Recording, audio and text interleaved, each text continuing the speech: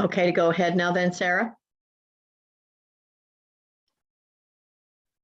Through you to Madam Chair, I can confirm that we now have quorum for the meeting, and so we are able to proceed with the agenda as presented. But we will just give one more moment for communications to confirm that the meeting is fully live.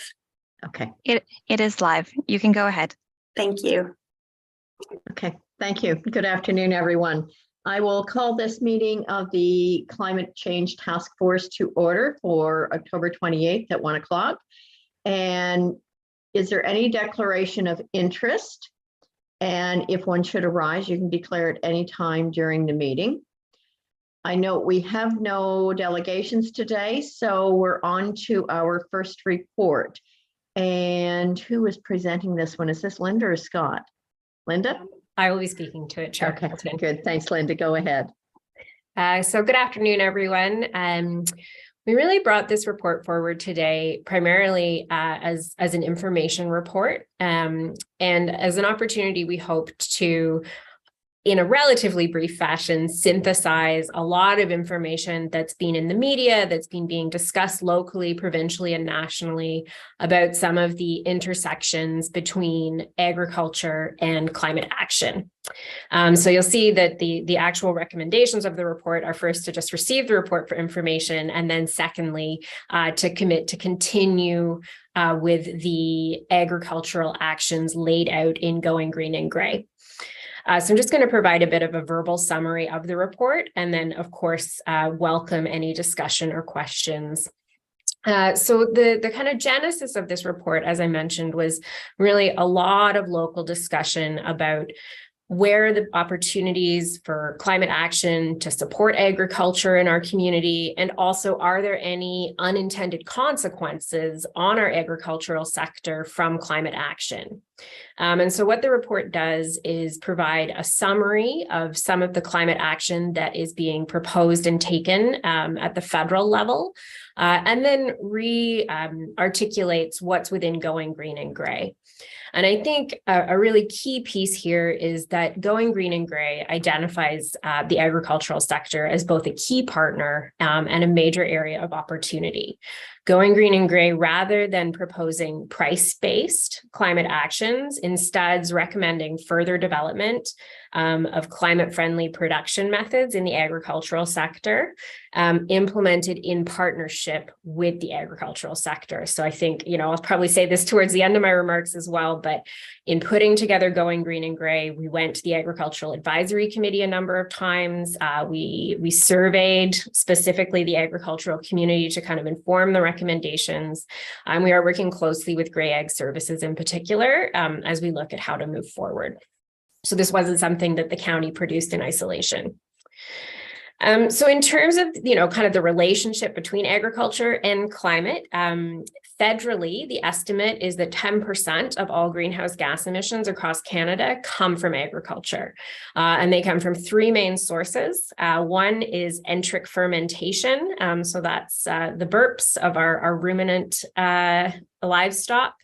The second is from crop production itself, so through tillage, through the application of fertilizers. And the third, slightly less, is on-farm fuel use, so using gas, diesel to power on-farm equipment.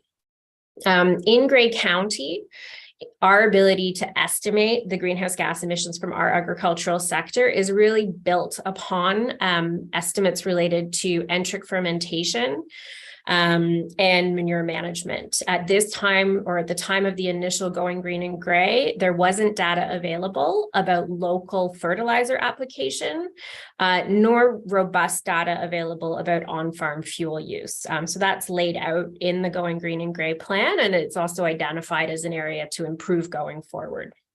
But based on the available data that we did have, we estimated that our agricultural sector contributes 33% of our local greenhouse gas emissions, which makes sense when we look at our population in relation to our farming sector. Obviously, there's a lot of livestock farming in Grey, which is feeding folks far beyond our borders. So that explains sort of where those relative numbers come from. At the federal level, because 10% of Canada's emissions are associated with agriculture, there have been a number of actions brought forward in recent years. One is the Greenhouse Gas Pollution Act, which is those price-based mechanisms, and that's not specific to agriculture. That really covers most emissions across all sectors in Canada. There's two pieces to it. One is the fuel price, so we all pay that at the gas pump.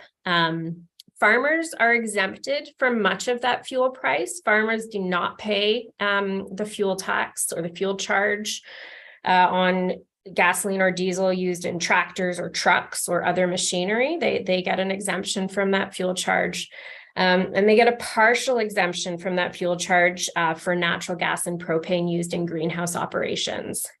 There's currently some discussion at the federal level whether or not there should also be an exemption on the fuel charge for grain drying.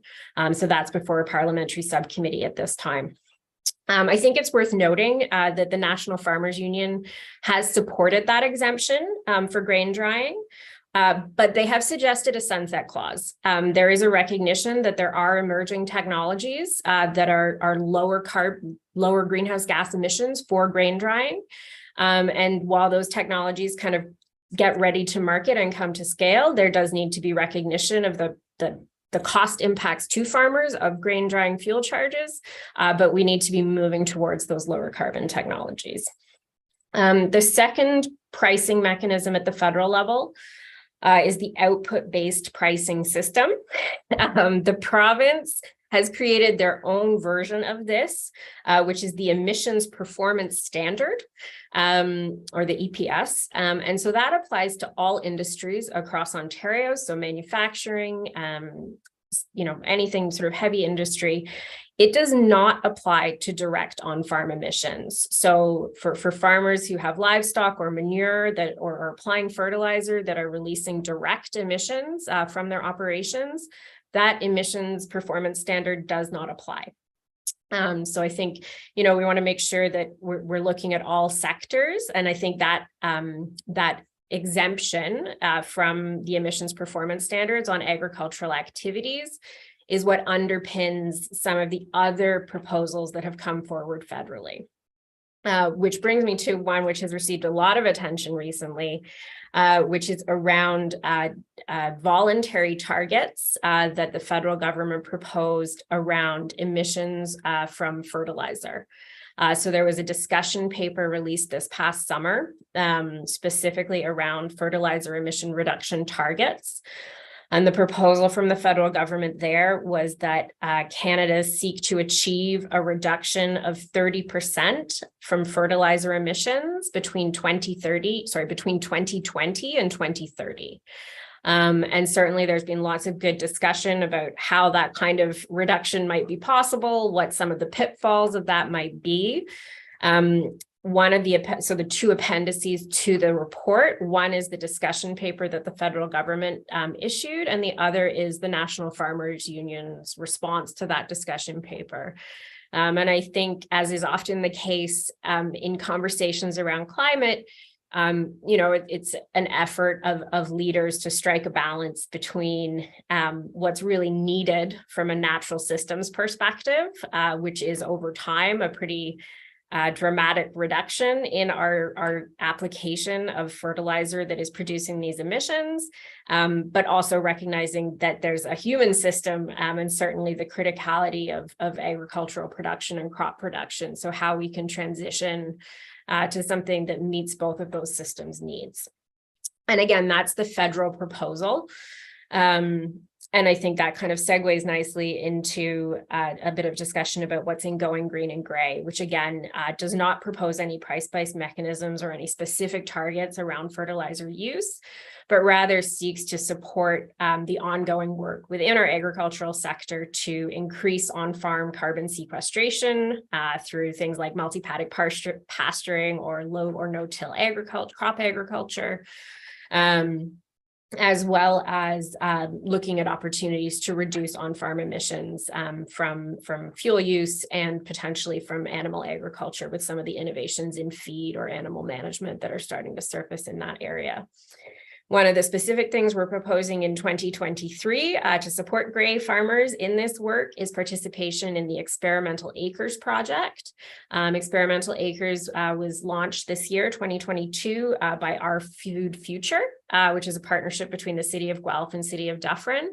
It's very small scale. I don't want to oversell it, but it's really an opportunity for farmers to pilot on their farms techniques to increase carbon sequestration or reduce greenhouse gas emissions.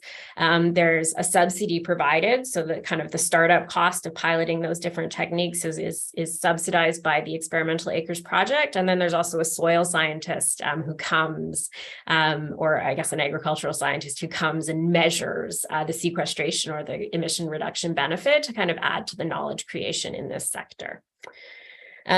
So I think that's, one of the concrete things that we're doing moving forward to try and support our farmers in playing the critical role that they already are and need to continue playing around climate action.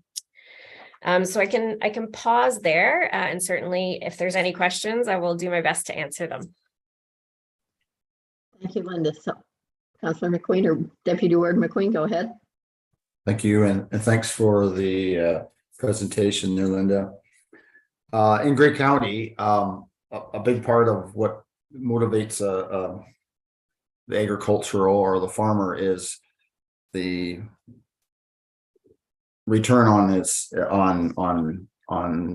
whatever they're doing.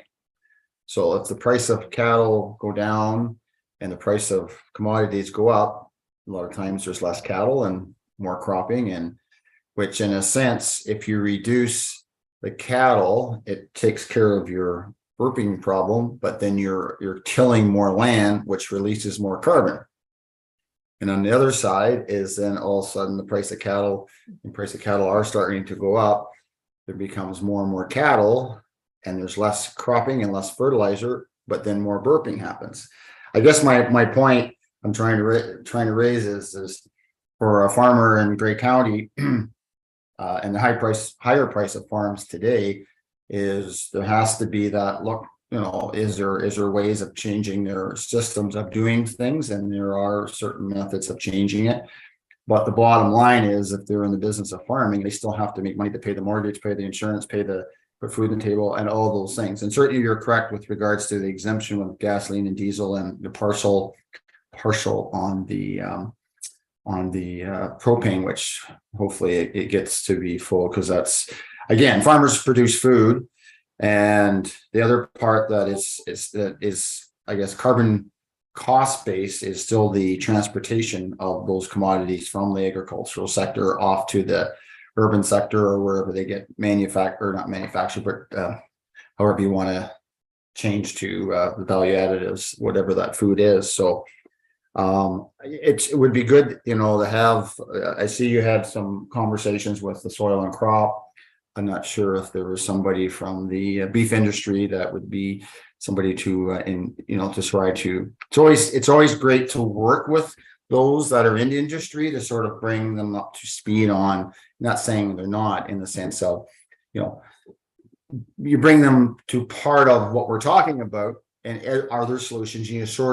It's like turning that big rig around on a 40 acres. It takes time to change and I know there are different methods of, a few years back, certainly no-till was a big way of reducing carbon in its sense, because but it introduced a lot more spraying, and it's chemical farming more today because people spray and then they no-till, where the old way of summer falling and working up the land and killing the weeds, and not so much on the chemical side, right? So, the sector has certainly evolved, and certainly the size of farms have greatly changed from the days when I grew up as a kid, a 100-acre farm, to farmers today farming 1,000 to 10,000 to many more. So the economies of scale have changed a lot in the sense of equipment and all that type of thing as well. So I appreciate the discussion. It's just it's going to take some time, I think, in the sense of new technologies and technology that comes along that changes. And I know we've talked about this before. In Europe, you see the what was happening with the fertilizer and the reduction there. And we probably all know that the production of, and I'm not sure, even with the genetic modified seeds, how that has increased food production, but certainly at a certain time in our history, fertilizer was where they created that opportunity to grow more food, because it grows more food. It's how it works, right? But it is what it is. So, and the other side of that is we need more food because our population continues to grow. So we're in a bit of a conundrum in the sense of a lot of things. And I'm not being critical. I'm just sort of raising those points in the sense that, this is what the reality is, and certainly new technology, will need to change in order to create some opportunities. So from the agricultural worker, they're still making their money, they're still paying the bills, but there's new technology and new systems out there that are good for the climate. So it's that big 40 acres, got to turn the rig around. It's going to take time.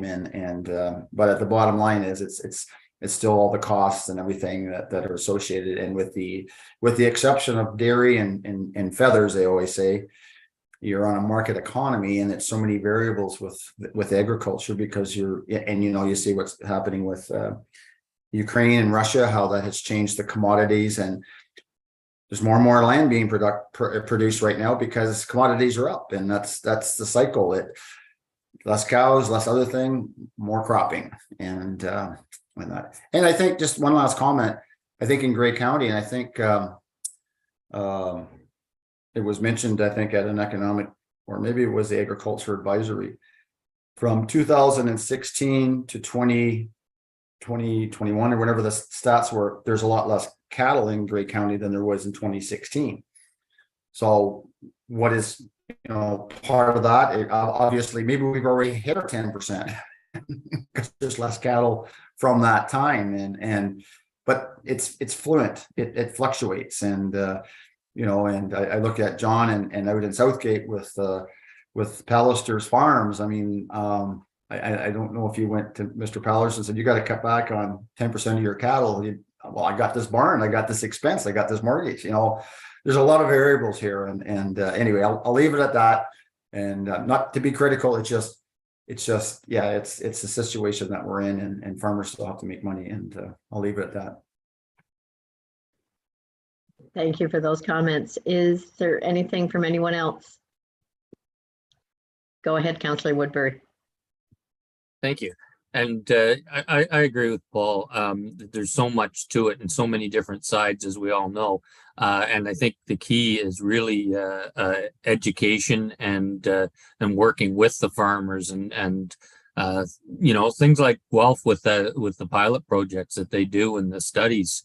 I think that's probably the key to all of this, because if it makes sense for the farmers, and like Paul mentioned, Dale Pallister, Dale's one of those people that if he can make sense of it, dollars and cents, and it works out, production wise and everything else for him, he's going to jump right in and help. And he's pretty community minded, and there are a lot like that. But it's a real kind of a major encompassing thing. I think of other things, a small scale thing here, like Listec, that turns human waste into fertilizer for the farms. And what's it going to do to something like that that's actually solving a different problem, but moving into it? So good luck. There's lots of different things, and I'll be sitting over on the sideline watching and seeing how things work out. Thanks, John. Do you have any response back on any of that, Linda? Thank you through you, Chair Carlton, for both of the comments. Just a couple, I guess, things briefly. One, just to really emphasize that going green and gray is not suggesting what type of agriculture should happen within Grey County. It's not saying we need less cows or more crops. It's really talking about the how of the agriculture, and where are there opportunities to turn that big rig in a more climate friendly way. And I think, you know, Grey County has always been a leader and an innovator across different sectors. And that's what we're looking for here as well, is that we're not kind of waiting for other folks to figure out what a climate friendly agricultural sector looks like. We're actively participating in that learning process through things like pilots. And we look to organizations such as Farmers for Climate Solutions, where we're really trying to follow the lead of the agricultural sector, because of course they're going to be the experts on where those climate solutions sit. And, you know, trying to make connections between organizations like that with some of our local organizations as well, so we can continue to play a part in finding the solutions that we need to find.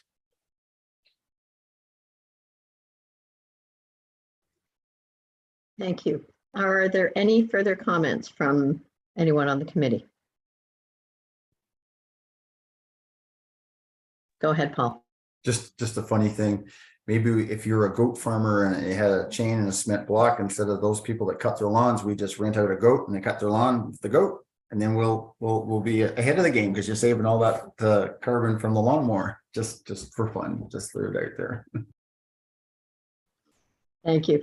Sarah, should I have had a mover and seconder to receive this? Through Madam Chair, yes, if you don't mind, I can just read it into the record really quick.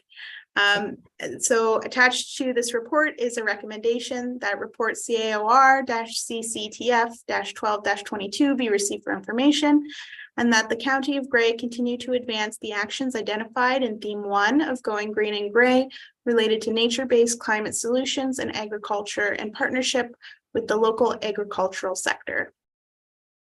Thank you. Could I have a mover for this, please?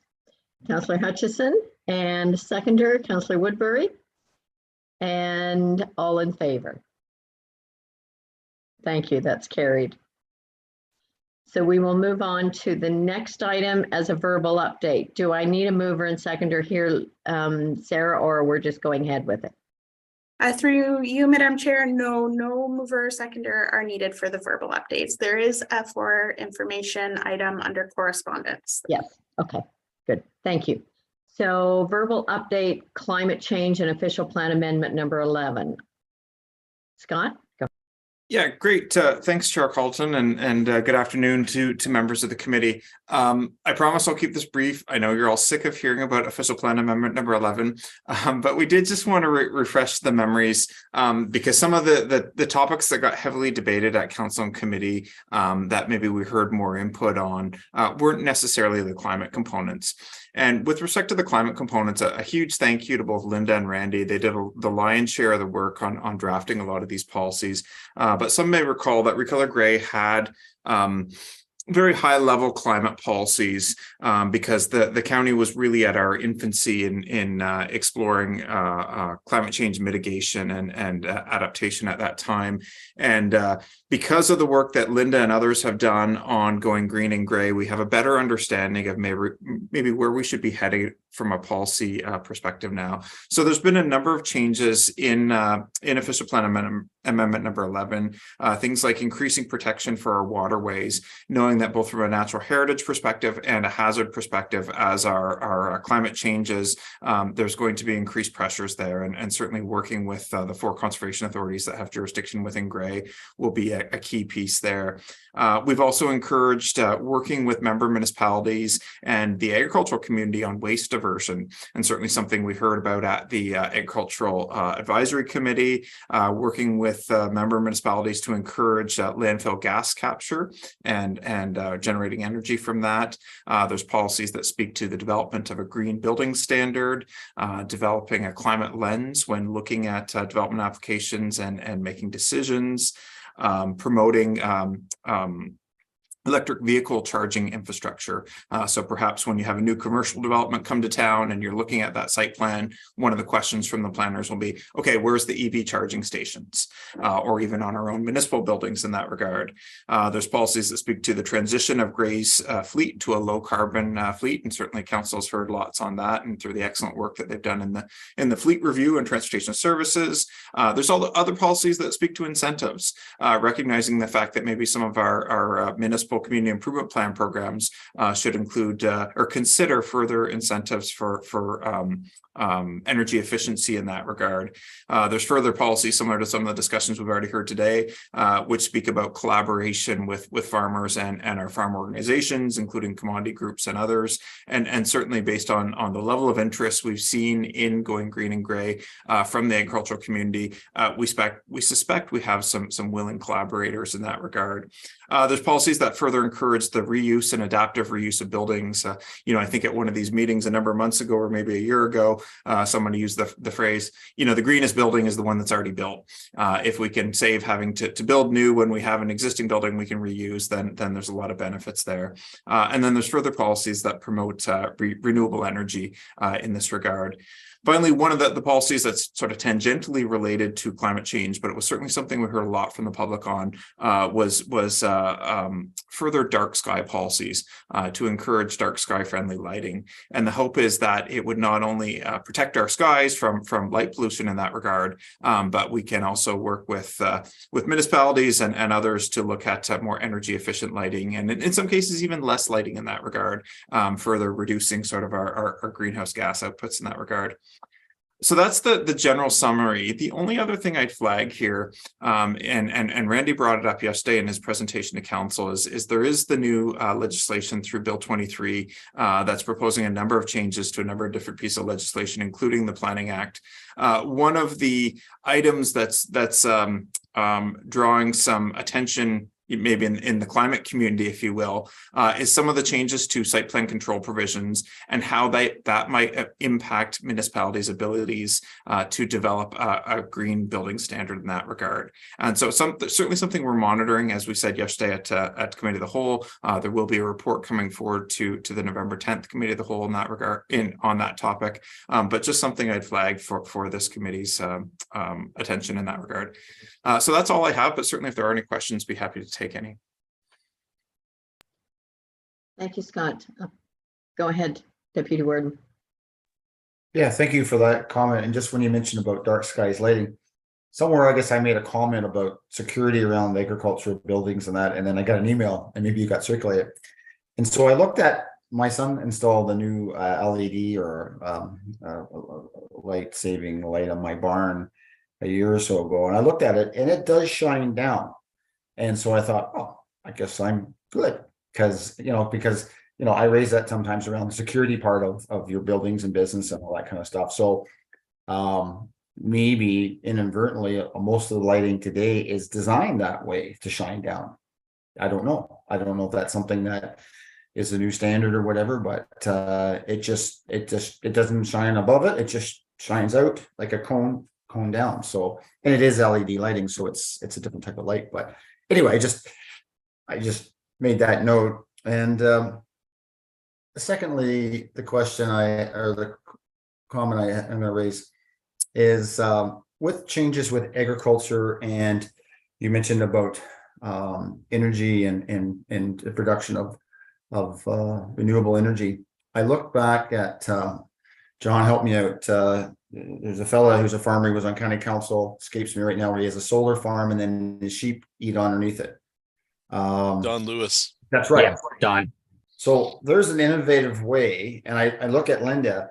If farmers in Grey County can look at renewable energy in a way that they can use their land mass, does that help offset their 10%? Does that go toward that 10% or whatever we're trying to achieve? So maybe we can't get there, but we can do other things that is a net. And I wonder if that's something. We talked about the Mennonite community where they have the manufacturing side and stuff.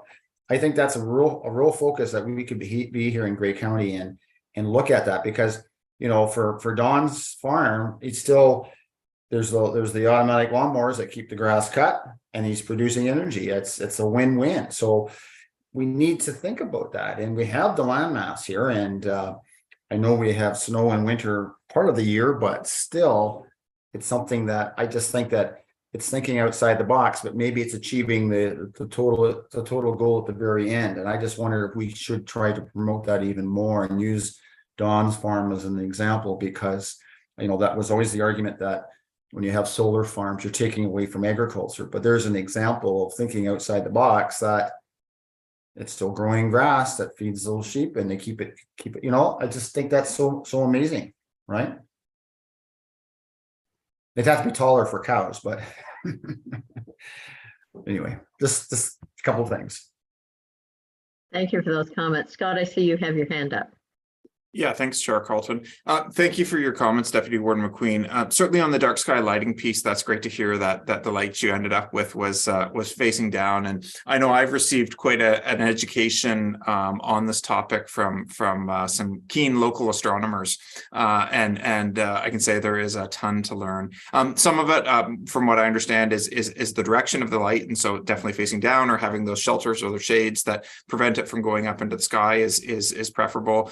They also talk about the type of light, so the fact that you're using LED is great, but there's further details that they can get into, and our official plan certainly isn't getting into that level of detail, but rather encouraging dark sky friendly lighting without stepping on any safety concerns or federal or provincial standards in that regard. With your respect to your comments on the Mr. Lewis's solar farm, yeah, we had the opportunity to tour that a number of years ago, and I think that the way he was pitching it was the grass under glass, and even at that time he had said he had inquiries from all over the province and the country on others that wanted to take a similar model. It's interesting in the 2020 updates to the provincial policy statement, the province included solar panels in the definition of an on-farm diversified use, so ground-mounted solar panels, to really try to limit the amount of land area in prime agricultural areas that was taken up by solar. And I think in doing so, they were primarily thinking, you know, commodity crops and others, and I don't think necessarily they were thinking about this type of model where you might have livestock grazing under the panels. So it's certainly promoted in our plan, and I think if we saw further proposals like Mr. Lewis's, whereby they were looking at, you know, still maintaining the agricultural use of the land, but also generating energy, certainly staff would be open to that. And it's such a neat local example that we can point to of someone that, you know, had to do a lot of work and really had to do a bit of a sell job to convince the province that this was a good thing. But now it's generating a lot of energy. So appreciate those comments. Thank you, Scott. Are there any other comments from anyone else? Brandy, go ahead. Just further to what Scott, sorry, forgot to put that on mute. Just further to the comments that Scott identified in terms of the benefit of being able to utilize that land underneath that glass under the solar panels. What we're seeing too is some other innovative ways of using areas that are already being utilized for something else, but putting solar panels on top. For example, large parking areas, having the solar panels on top, so you get the benefit of a covered almost parking area, but you're actually putting solar panels on top of that parking area. That's kind of then dual purposing the use of that space. Also, stormwater management ponds. We're starting to see some solar panels on top of solar stormwater management pond. So again, the benefit of needing the stormwater management pond for the to manage your stormwater, but also utilizing that space for another use, which in this case to generate energy from a green energy perspective. So some things that we'll be looking at and exploring further going forward in terms of what other opportunities we can look at to utilize, have that dual purpose space when we're talking about solar panels. Excellent. Thank you. And Kim, go ahead. Thanks, Chair Carlton. And I just, many of the points that Councillor McQueen has brought forward today made me think about this whole kind of emerging, well, it's been around for a while, but I think it's getting more common now, approach to things, which is systems thinking, and the fact that everything is connected to everything else. And as we get better tools to be able to understand how things can impact one and another, I think that will help. And it's certainly when it comes to the agriculture sector, you think about changes to the way we produce crops. that could have greenhouse gas implications, but also you can't lose sight of the cost or profit implications as well, right? And how can we get a better understanding of that and actually be able to calculate what those implications are going to be. So I know there's a lot of good work happening around that, and I think it's something that really is a big part of how we need to approach these things. That connectivity and understanding that everything has there'll be a response of some kind, no matter what the intervention is. I'm not saying this as well as you would, Linda, but I think you know what I mean. And I just wanted to, reassure everyone that we are very conscious of that we don't do any of this work in isolation. Thanks. Thank you, everyone. Deputy Warden, go ahead.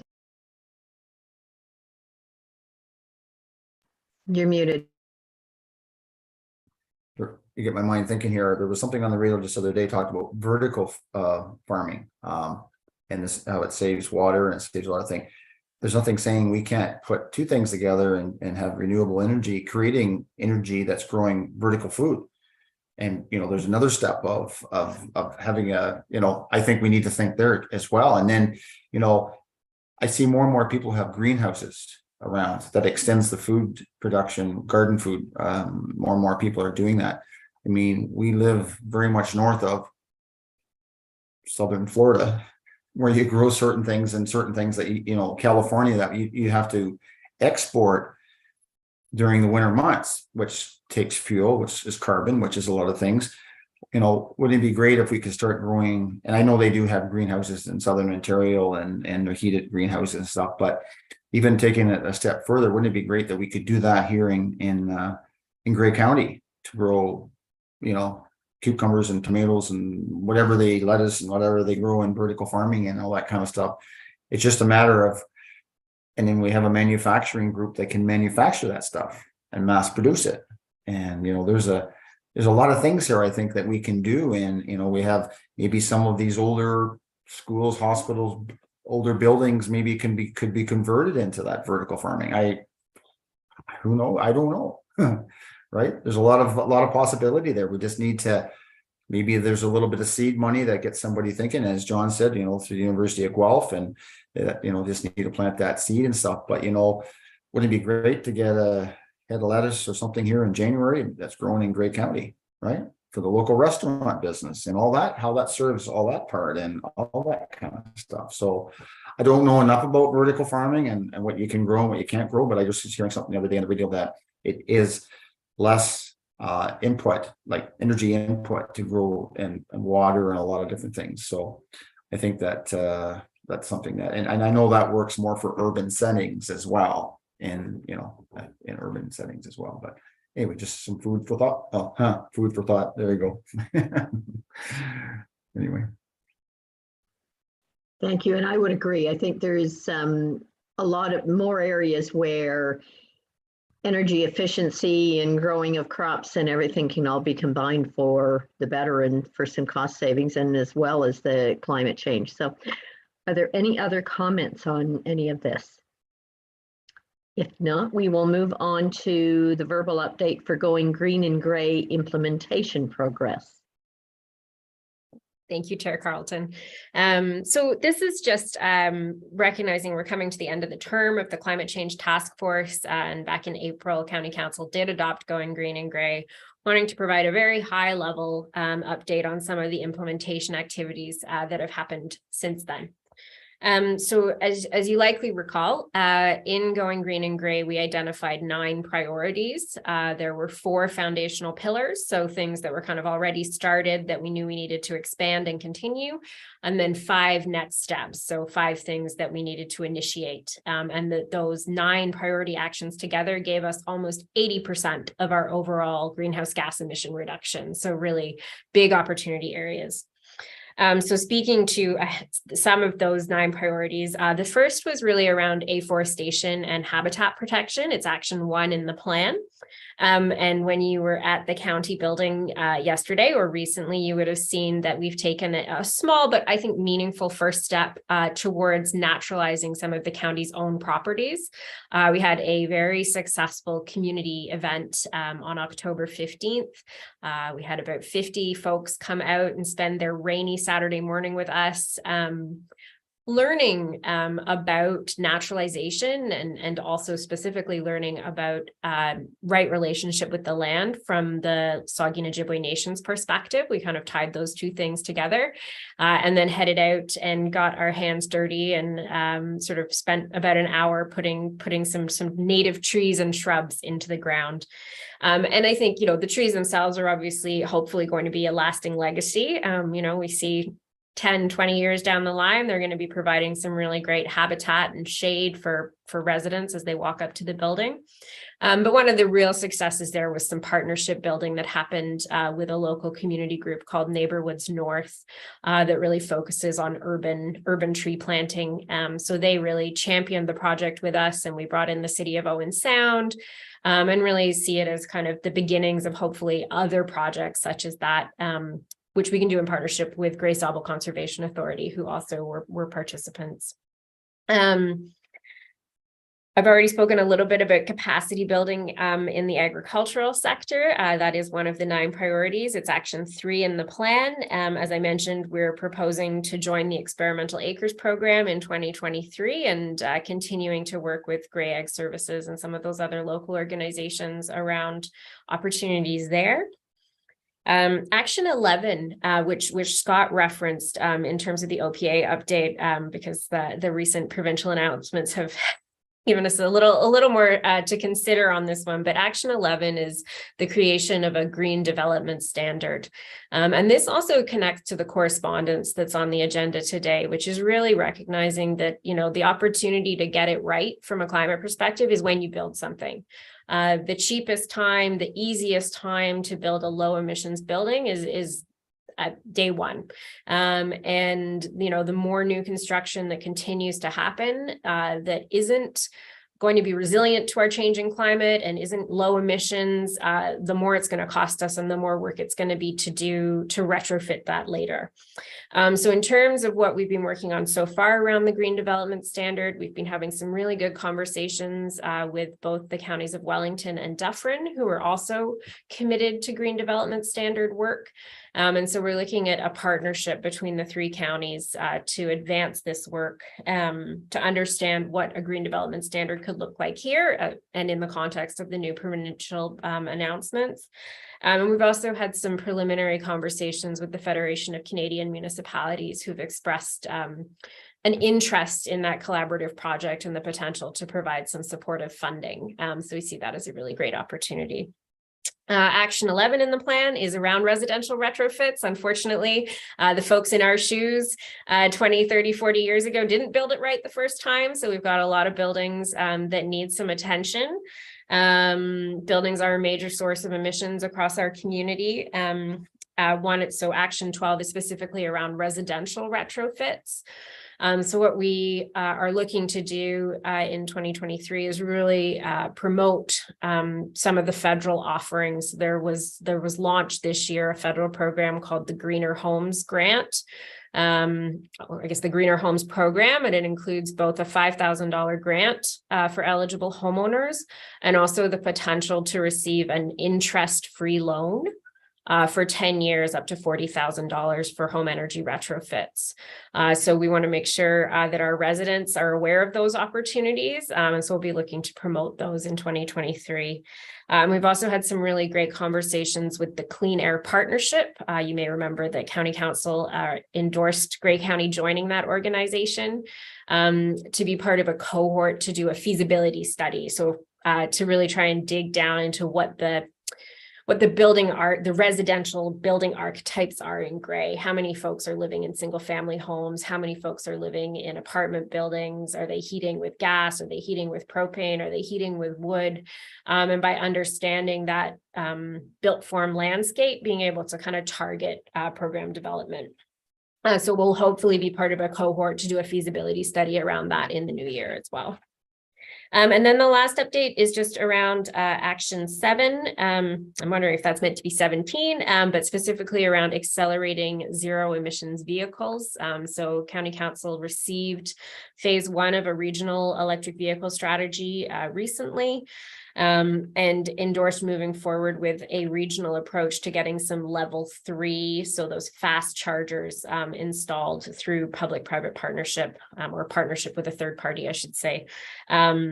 And we're also at the county level supporting our local municipalities in some of the work they're doing around level 2 chargers through the climate change community of practice. So at the staff level, we've been having some really great information sharing and conversations around getting those level 2 kind of mid-speed electric vehicle chargers installed across Grey. So I think, it's been a great first year or a great first 6 months, and we're really excited about continuing to implement the plan in the next term of council. Thank you, Linda. Any questions or comments from anyone? Councillor Woodbury, go ahead, and then Councillor McQueen. Thank you. When you mentioned the cooperation and things like that, something from the past came to mind, and I was always kind of bewildered why it never took off, and maybe someone staying on county council and with staff might be something to look at in the future. Part of this is something that isn't popular anymore, but back when I was on Dundalk Council in the early 90s, there was a place down near Chatham, and they solved a whole lot of problems all at once. They built a separate school and a public funded high school side by side. In between was the school libraries and public library and recreation center with the swimming pool and an arena on back. And it was shared by the school boards and the municipality. And on top of that, it was their waste disposal site. They had incinerators with double burners and that burned all the garbage from the area without producing very much smoke. So again, I think that part's probably out of the equation now. But I really think we could make a big difference. And we're in a spot right now in the county with the amount of growth. Like I know in our area, in the next few years, we're going to need probably 2 schools in Southgate at least. That this might be something be worth investigating. It's one plot of land, one footprint, one heating system, the whole bit. So something green that way, and talk about a great way to save overall expenses, but to me, to do something right that's usable for the one taxpayer that's paying for it all anyways, that usually pays for 3 or 4 of these different things. So something like that could go a long way with helping towards our goal with less emissions and things like that. So just another thought. I think that sounds like a great idea. And I somewhat think Owen Sound, when the new recreation center was built, did something like that, where the waste heat from cooling the ice surface was used elsewhere in the building. So there's lots of things could be done. Deputy Warden McQueen, go ahead, please.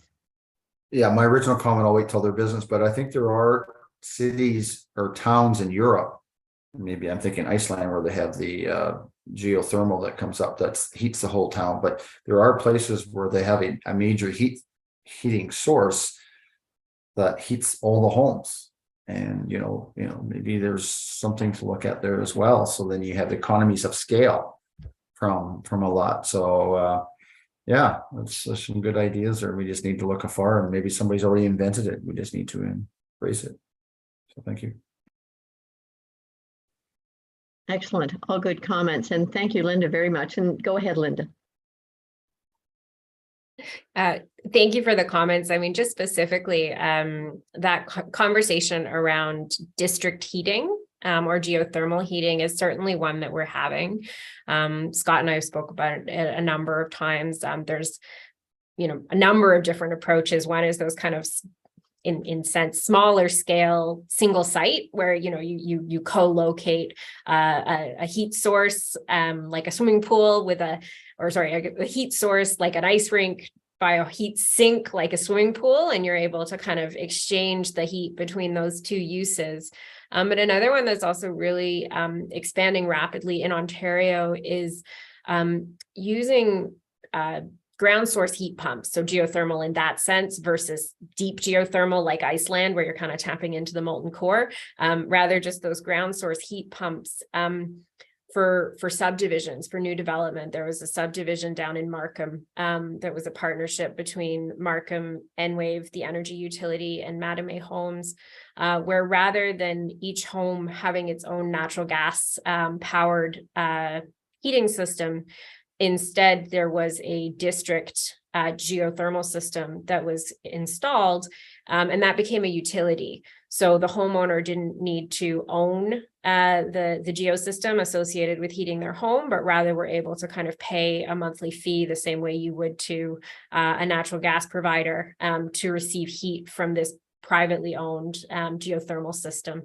And so it's certainly something we're looking into, and I think I personally am very excited about because of some of the greenfield development that's happening across Grey. And we're always, if you know of a developer who's real keen to get involved in that kind of work, we're certainly very excited about exploring it locally. Excellent. Thank you very much. Are there any other comments before we move along? Okay, not seeing any. We're going to correspondence from the Township of North Dumfries. And could I have a mover to put that on the floor first and a seconder? Deputy Warden McQueen to move and Councillor Hutchison to second. And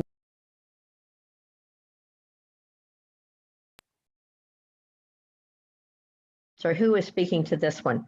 Or was I muted when I said all of that? I could just speak briefly to it. It's we received this correspondence a while back, and so we waited until we had another climate change task force meeting to have this discussion. But essentially, it ties in with some of the previous comments about building it first right, in terms of the time to really incorporate some of those energy efficient designs and making sure that it's as energy efficient as possible is when you build it first. And so the notion around this, and this is a motion that was circulated by the Township of Dumfries, but it actually is supporting a motion that was moved by the City of Cambridge, which essentially is looking at this whole topic, but encouraging it more from a building code perspective, looking at how from the province and even from the national code, how this net zero ready or net zero building design can be incorporated right from the get-go, so that when we're doing these new constructions, it's incorporated right into building code, almost as a minimum standard.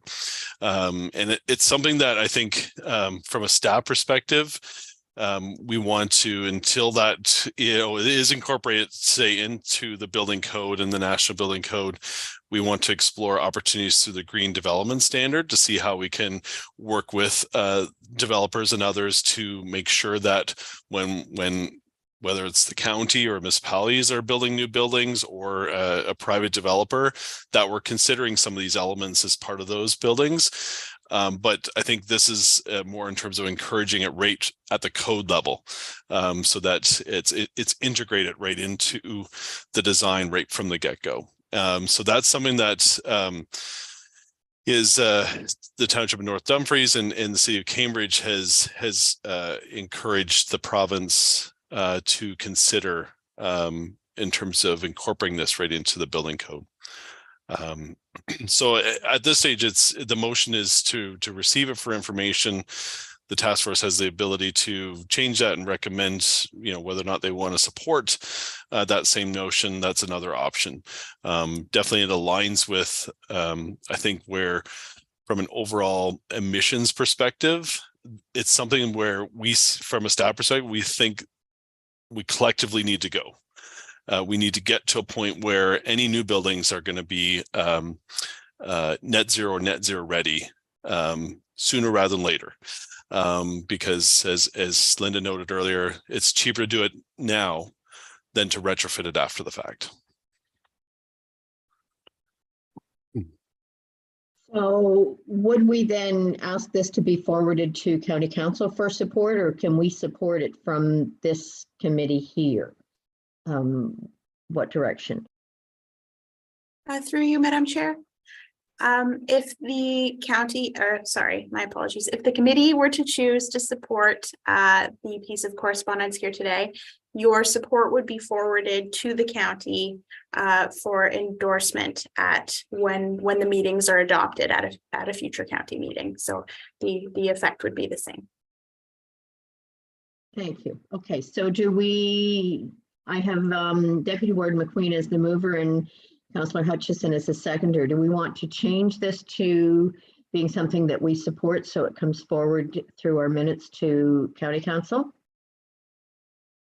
Is there appetite to do that? I think I'm seeing a yes there. Deputy let's be Warden, go bold. ahead. Let's be bold. Let's go for it. Okay, can we change that motion then accordingly, Sarah? Okay, so then all in favor, please. Carried. Thank you very much. And I apologize, everyone, for the quality of my video today. I can barely see everybody, and you hate to complain about the sun, but pick the wrong time to shine on me. So do we have any other business? Deputy Warden, go ahead, please. Thank you, Madam Chair, and I guess a couple things as we wind down our term and on this committee. I think it's been very fruitful, and thank you, Linda and staff, for all you have put toward this. I think it shows that we're leaders and we're doing our part in the sense of what we're supposed to be doing. But we had an election, and we do have a lot of new councillors, and I mentioned this to this group and maybe to Linda as well. Is Linda, are you able to go on the roadshow to all the councils? Because I think you have a lot of data, a lot of good information that would be really useful to the new councils that are out there to, and again, that'll have to be through a process of how that works through the county to come down and stuff. But I think it would be very beneficial because you've done a lot of research, and you're a person that people can attach this to, and I think that's even better. I know quite a few of the municipalities have declared either emergency or a climate crisis and have worked and have some plans in place, but I think it's good that there's a body, there's a person. And I think that would probably help enhance where we're going and having that dialogue with the lower tiers. And again, especially with the new councils that are coming along. So I just throw that out. I don't know through Madam Chair to staff how that would work out, or through Madam CAO, but I think there would be a lot of benefit in, whether you're talking about charging stations or even a group or however. I just think that there's a lot of benefit there, and we can build on it as well. And you as well, Linda, and you are a resource that we have in place for the county. And I think it would be useful that we're able to share your knowledge. So I'll leave it at that. Thank you for those comments. And yes, I agree. And I would like to thank everyone on staff for all the information they've fed to us. It's been excellent. It's a very interesting committee to be on. And Randy, go ahead, please. Well, and I do want to thank all the task force members for just providing us with the guidance and support and advice as we work towards finalizing the climate change action plan and now moving into the implementation stage of the action plan. So truly appreciate everyone's all the task force members here, their support and guidance as we went through that and as we continue to move forward into the future.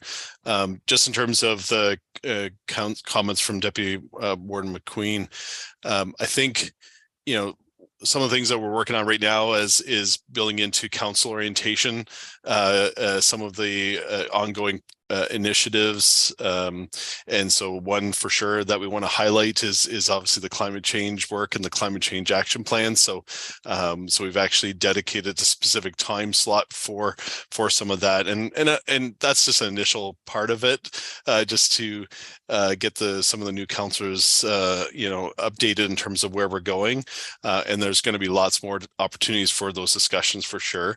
Obviously the work through the climate change community practice, I think is absolutely key. Having each of the local municipal staff represented for each of the 9 member municipalities on that group, and seeing the alignment and the opportunities to move forward has been fantastic, and it's all due to the work of Linda, as well as those representatives, in terms of coming together and having those opportunities to share information and knowledge, and to also move forward with some initiatives in together.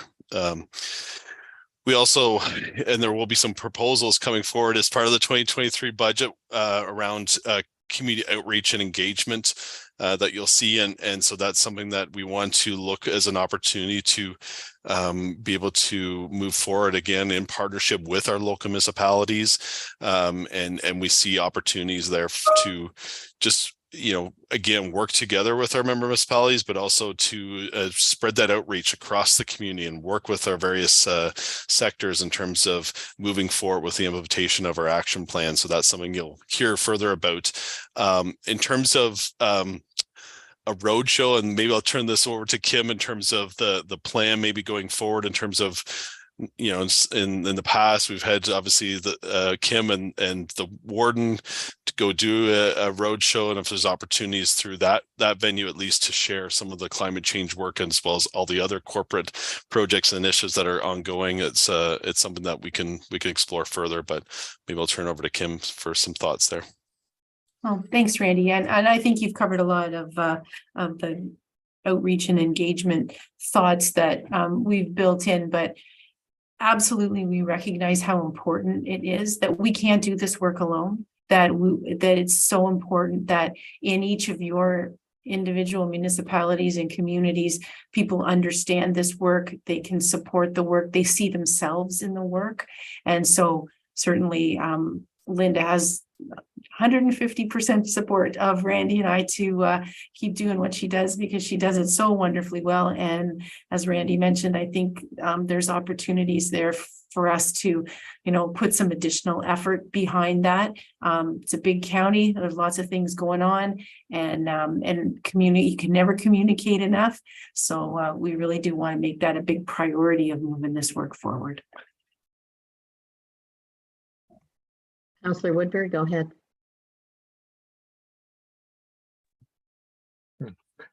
Just a couple of things. One of the things you may want to keep in mind, and I don't know how it would work or not, but instead of doing a roadshow, it may be an idea to have a presentation that all the different councils and some staff could come to.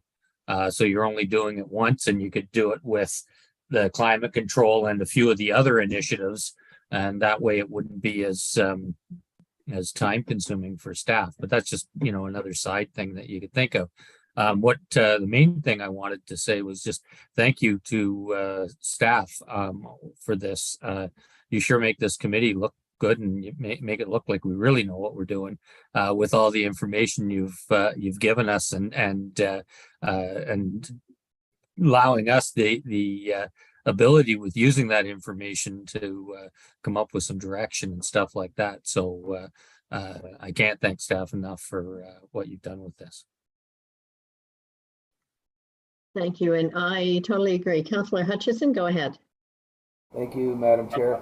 Yeah, just picking up, I think any of the information that we've put together in this throughout our meetings and to where we are now, a summary, if anything before we even get a presentation or sharing, if we can get that to the lower tiers, because we do have new councils coming in. We've done a lot of work here. I think it'd be a really good thing for new council, and there's a lot of new councillors obviously in all of our municipalities in town, so I think that would give them a good starting point instead of doing all the work that's done, I guess is what I'm trying to say. So anything we could share, and then we do if you do host a a meeting like John just suggested, then at least there'd be some knowledge to bring it to the table instead of like everybody would be like, oh, overwhelmed again. Because when we started this, it was overwhelming. So, and that's all I got to say. And again, thank you. Yes, it's been a fantastic. I've learned so much here. It's really great. Thank you. Thank you. And if there are no other comments, I too would like to really thank staff for everything that you have done for us. Kim, I see you've unmuted. Did you have something to say? Okay. So thank you, everyone. And I notice our next meeting date is to be determined, so I assume that's in the new council. And so I'll call for adjournment. Councillor Woodbury, all in favor? Excellent. Thank you. Carried. Thanks, everyone. This has Thanks, been everyone. an interesting committee to be on.